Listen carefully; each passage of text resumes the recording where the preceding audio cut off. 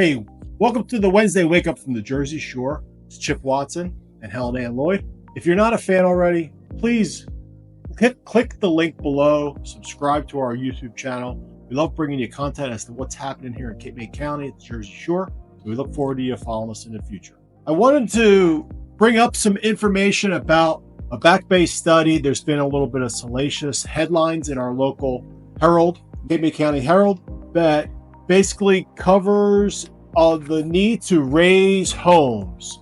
You cannot see this headline. We're going to be needing to raise homes. The article that preceded this article said that we were going to be in needing of raising 6,500 homes or somewhere to that effect. It's very interesting how studies change after public comments and people of the community start to get wind of some harebrained ideas, as I like to say, that the state and the DEP have come up with to manage how we deal with flooding here at a coastal community. The U.S. Army Corps of Engineers and the New Jersey Department of Environmental Protection have been partnering for many, many years. Their job is to kind of look at coastal management, coastal storm management, bird migration, fish migration, marsh, sand, dredge spoils, all sorts of things.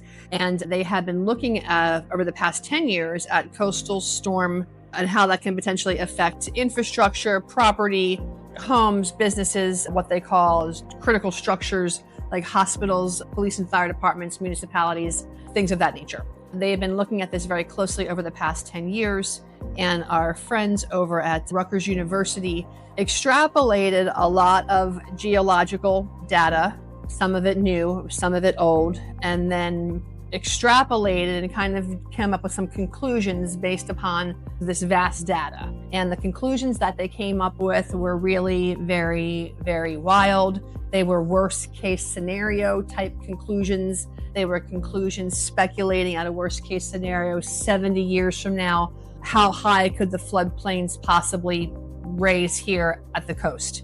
Then the New Jersey Department of Environmental Protection and the U.S. Army Corps of Engineers decided to take that report and that information and start trying to make some moves based upon that information. And that information was just nuts. We're going to have a link to that Rutgers study so that you folks can take a look at that on your own. We've talked a lot and we both certainly agree with regard to climate change. There's no doubt the climate is changing. Well, the Earth is in perpetual change. Correct. The Earth's in perpetual change, and we've only been measuring weather for a speck of time. So I don't think that we really have been measuring weather long enough to really know that maybe we are just in some sort of a weather pattern or a cycle, and that what's actually happening is normal from a weather pattern, Earth geological history perspective. But what we have now is organizations that are concerned, and now they are saying, look, we've got to do something. They decided that they were going to take all of these barrier islands, essentially from Cape May up to Monmouth County, up into the Long Branch area and areas west of those, and say, look, we've got to raise structures, meaning we have to make buildings higher.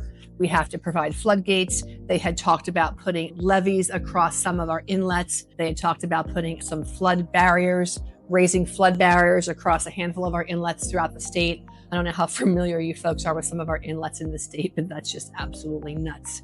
As they went through this study, the good part about this, folks, and this is what I think is super cool about this, is the good part about this was they had allowed for times and periods of public comment. They had a very forward-facing website. They had a handful of virtual webinars providing information starting in 2021, with the idea that they were going to be rolling this out in 2025, this May of 2025, a couple of months from now. Because of the public comments, and we're going to have a link to one of the public comment sections not too long ago. In 2021, I have a link of the public comments that were reported.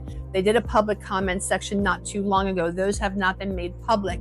But because of the comments that have been made in the past, made public, and the ones more recently, it is your voices that have been heard and have been respected enough for these folks to all pull back and say, wait a second. I think it's imperative that we as a community are always involved in discussions that affect us as far as our environment goes, how we're spending our money, how our governments are spending our money, how our local municipalities are understanding and participating with state and federal run agencies. I think it has been paramount in our world here. We live in coastal communities. obviously to dampen or to thaw out any flood damage, any protection that we can do, pre-protection in advance. Again, we've already gone through raising up utilities, raising up certain parts of the homes, floodgates on things. So I understand why we would need to protect our infrastructure in some of these buildings, such as fire department, EMS facilities. What's really interesting, Chip, about this is that this particular study only talks about raising the structures, because someone specifically asked, how does this address the infrastructure of our roads and any public utilities that may be under the roads or things of that nature? And the Army Corps of Engineers and the New Jersey Department of Environmental Protection came right out and said that they have no plan in place for any of that, and that this really only addresses potentially raising homes that are below base flood elevation based upon some of Rutgers' future projections, or providing for floodgates and things of that nature. With regards to utilities, there is no plan in place for utilities. And part of the revision of what they've done now is the Army Corps of Engineers and the New Jersey Department of Environmental Protection both recognize the area that they were trying to attack was just too vast, and what they were trying to do was just unrealistic. You have 65% of it being paid by the federal government, 35% of it being paid by, they're saying it, not the federal government. Right. So it's like, well, Uncle somebody. Yeah, not Uncle Sam. So that's where it gets kind of scary. They go on to say that it's not going to cost the municipalities any money, but when some people ask specific questions about certain expenses, they really didn't know where those expenses how those expenses would be covered. So it's curious to see. So essentially, the study area included all of the barrier islands and many of the areas west of the barrier islands. They've reanalyzed, and they're now saying we're going to exclude the barrier islands from this area of study because we're going to assume the barrier islands homes already have floodgate. The barrier island homes have built on stilts or are built raised in some capacity or on. Most people on a barrier island understand they may be susceptible to rising floodwaters. Most of the folks on the barrier island also have flood insurance, whereas those folks who are west of the barrier islands, particularly here in Cape May County, that means Middle Township, Upper Township, Lower Township, Strathmere, which is, well, that's Barrier Island. But regardless, the point being is that if you look at a topographical map of Cape May County and even Cape May Courthouse, it is shocking to see how much water we are surrounded by.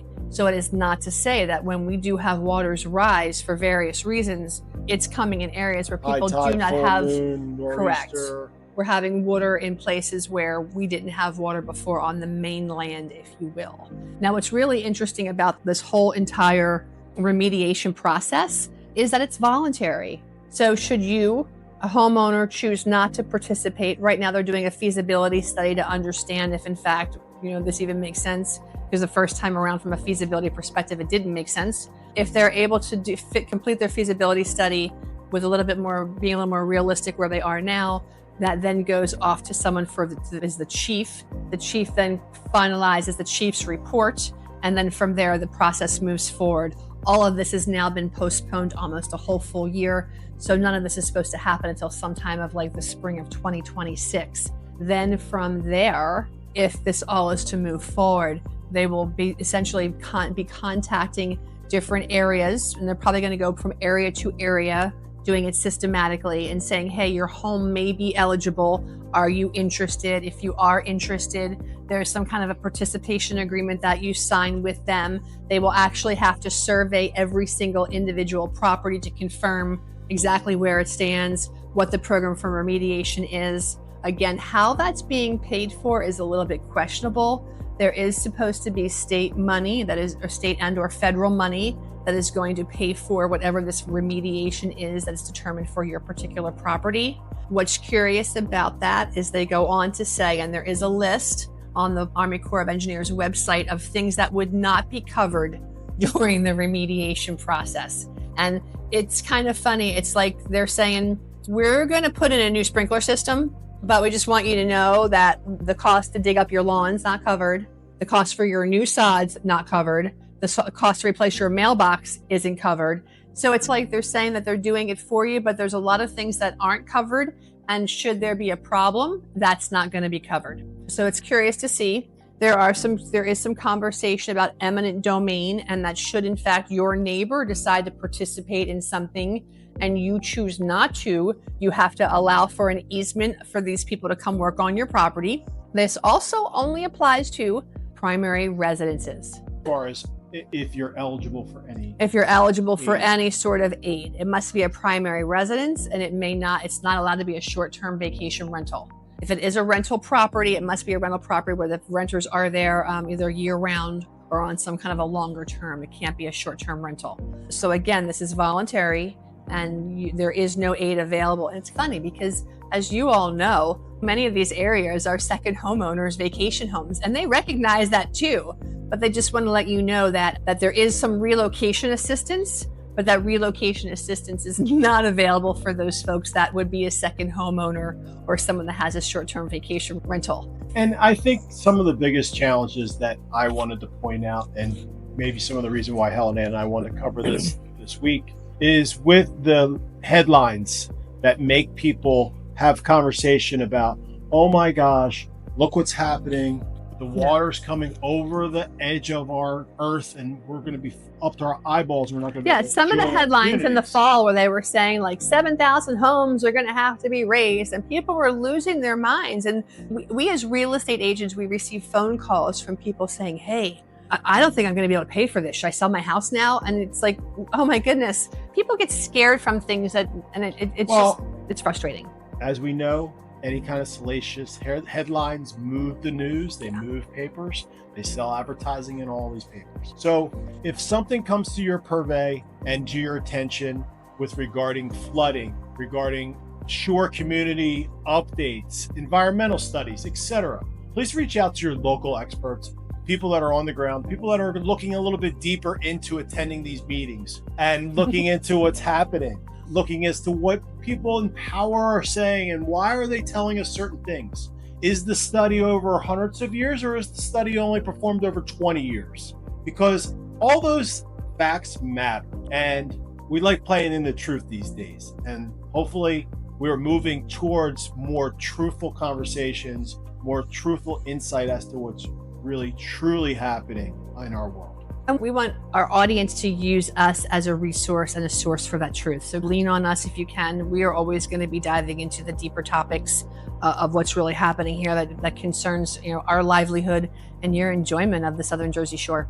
And if there's something that you want us to explore deeper, or a concern or a question you have about the Jersey Shore in general, or even vacation homes, please feel free, leave a comment below, reach out to us, and we're happy to help. And aside from that, it is Super Bowl weekend. We hope you're all going to have a great time enjoying the festivities and what comes from the Super Bowl. Celebrating a win. Good luck to the Kansas City Chiefs. They're going to need it because this year it's going to be Eagles green. So we're making a prediction now. Go Birds. Go Birds. Let's win our second Super Bowl so we can celebrate and have a parade and see if there's still skunks in Philadelphia. So we look forward to seeing you all soon. Make it a great day. Thanks for joining us. We're out.